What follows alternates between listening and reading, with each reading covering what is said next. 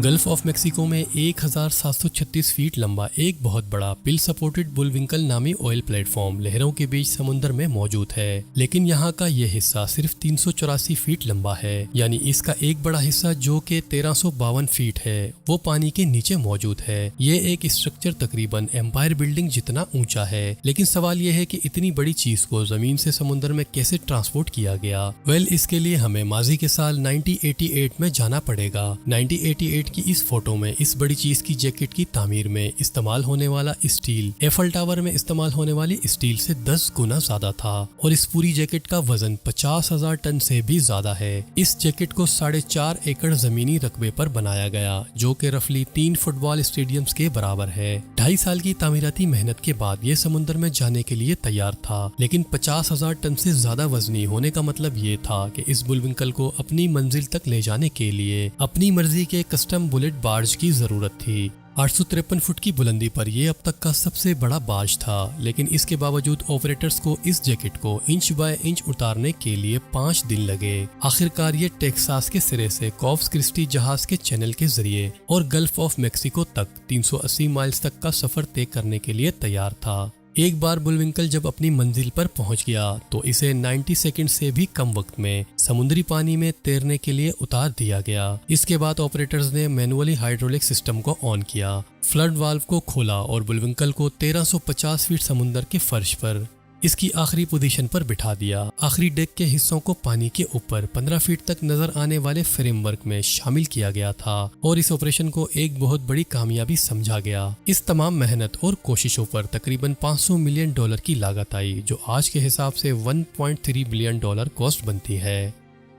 अगर आपने कभी विंड टरबाइन को देखा है तो ये एनर्जी जनरेटर्स छोटे दिखते हैं जब वो पहाड़ों की चोटियों पर लगे होते हैं। हकीकत में ये बड़े स्ट्रक्चर्स 250 फीट से भी ज्यादा ऊंचे होते हैं और इन टावर से मुंसलिक खास तौर पर डिजाइन किए गए ब्लेड भी छोटे नहीं हैं। इस तरह के कंपोनेंट्स अक्सर चाइना जैसे इकोनॉमिक हब्स में बनाए जाते हैं और फिर ये दुनिया भर की पहाड़ियों तक कैसे पहुंचते हैं। इसके लिए एनर्जी कंपनीज को कुछ सख्त पैकिंग और कुछ इंतहाई बड़े बहरी जहाजों की जरूरत होती है। 2019 में एक एनर्जी कंपनी वेस्टाज ने जीजियान जीजिंग हैवी लिफ्ट वेसल पर V120 ब्लेड्स लगाई, जो इसकी क्लास का सबसे बड़ा जहाज है। 65,000 स्क्वायर फीट लोडिंग की जगह के साथ वेसल का डेक एक स्टैंडर्ड फुटबॉल पिच से बड़ा है। इस सारी जगह के बावजूद V120 को कुछ इन्वेंटिव स्टेकिंग की जरूरत थी, क्योंकि हर ब्लेड 193 फीट लंबा था और हर एक का वजन 12 टन था। इतने बड़े और भारी ब्लेड्स के साथ सिर्फ लोडिंग का अमल अंजाम देने में पूरा एक हफ्ता लगा। तब ये जहाज अपना 11,500 माइल से ज्यादा का सफर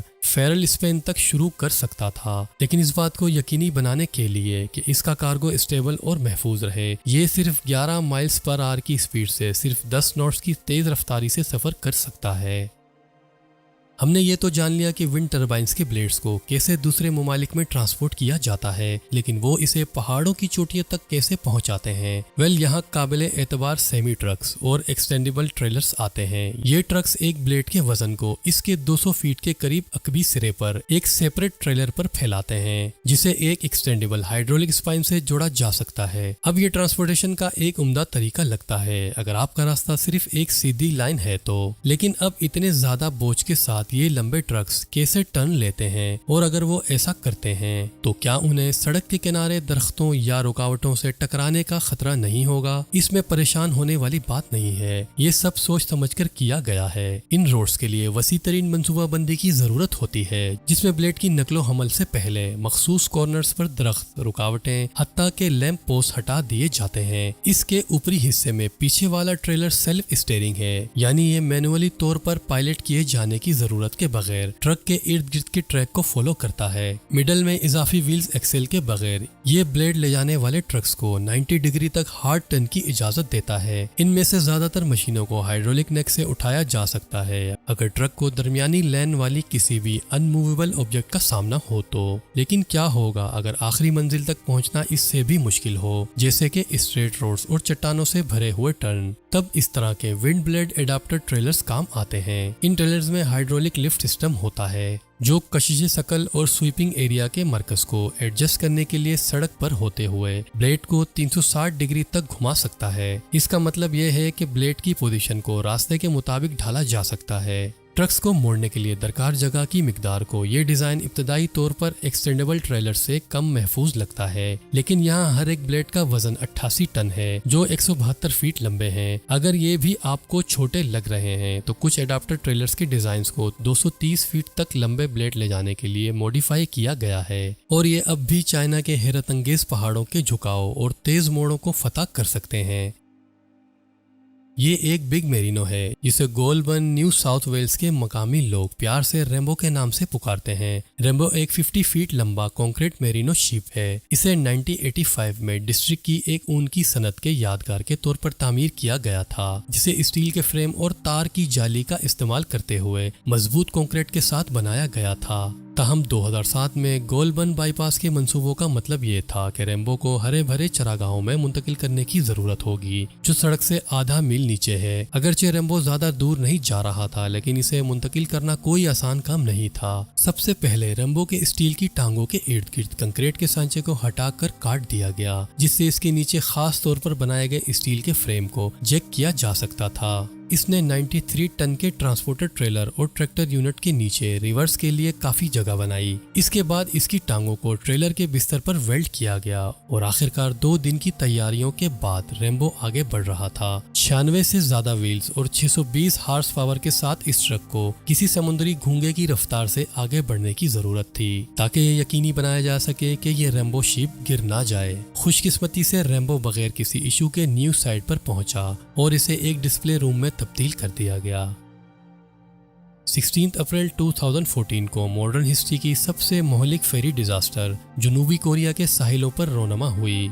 MV सेवोल एक व्हीकल पैसेंजर फेरी जो जजीरे की तरफ 472 पैसेंजर्स और क्रू मेंबर्स को ले जा रही थी, जब इसने एक वेव से बचते हुए शार्प टर्न लिया और तबाकुन तौर पर पानी में उलट गई। इस हादसे में सिर्फ 172 पैसेंजर्स ही जिंदा बच पाए और खौफनाक तौर पर पानी में खो जाने वालों में 250 स्कूल के बच्चे थे। बाद में एक तहकीक से पता चला कि जहाज को गैर कानूनी तौर पर ओवरलोड किया गया था। इस ओवरलोड के लिए इस फेरी ने अपने बालास्ट टैंक्स को निकाल दिया था। ये पानी जो ट्रेवलिंग के दौरान जहाजों को इस्तेहकाम और तदबीर फराम करता है, लेकिन उन्होंने इसे कम कर दिया था। लिहाजा जब उस मनहूस दिन पर फेरी उस हार्ड टर्न से टकराई, उसमें मौजूद अनसिक्योर्ड कार्गो शिफ्ट हो गया, जिसने कशिश शकल के पहले से ही अनस्टेबल सेंटर को थ्रो कर दिया और जहाज को गिरा दिया। इस जहाज को निकालने का काम बिलाखिर 3 साल बाद 2017 में शुरू हुआ। सेवोल का वेट तकरीबन 13,000 टन था, जिसमें कार्गो भी शामिल थी, लेकिन इस दौरान इसमें जमा होने वाली कीचड़ ने इसका वेट हैरत अंगेज तौर पर 17,000 टन तक बढ़ा दिया था। जहाज समुद्री लहरों के नीचे 130 फीट नीचे पड़ा था, इसलिए इसके दोनों तरफ 2 बड़े बार्जिस रखे गए थे।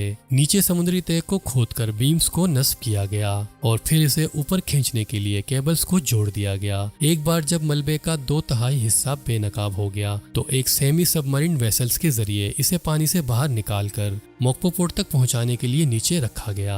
वहां पहुंचने के बाद सेल्फ प्रोपल्ड मॉड्यूल ट्रांसपोर्टर्स इस मलबे को मजीद अंदरूनी मुल्क ट्रांसपोर्ट करने के इंतजार में खड़ा था, लेकिन सेवोल के मलबे के लिए 600 एक्सेल लाइनों की जरूरत थी। ये 2400 व्हील्स हैं और हर एक्सेल लाइन 30 टन से ज्यादा वेट को सहारा देती है। इसने MV सेवोल को इस किस्म के ट्रांसपोर्ट के जरिए अब तक की सबसे बड़ी चीज बना दिया था। समुद्री तह से फेरी को उठाने में 8 दिन से ज्यादा और इसे ड्राई डॉक तक ले जाने में मजीद 4 दिन लगे। ये हिस्ट्री का सबसे लॉन्गेस्ट ट्रांसपोर्टेशन ऑपरेशन तो नहीं है, लेकिन ये अब भी इतना ही बड़ा और खौफनाक है।